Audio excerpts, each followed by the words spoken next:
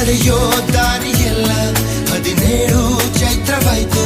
ನೀ ಹಾಡೋ ಹಾಡಿನಿಂದ ಕವಿಗಳಿಗೆ ಉಸಿರು ಬಂತು. ನಿನ್ನ ಮೌನ ನೋಡಿ ತಾನೆ ಗಾಳಿ ಹಾಡ ಹಾಡಿತು.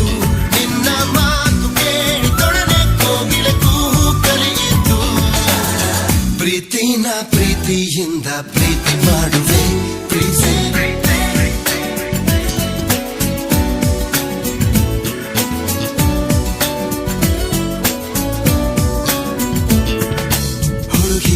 ಹುಡುಗಿ ನಿನ್ನ ಕಂಡಾಗ ನನ್ನೇ ಮರೆತೆ ನಾನೀಗ.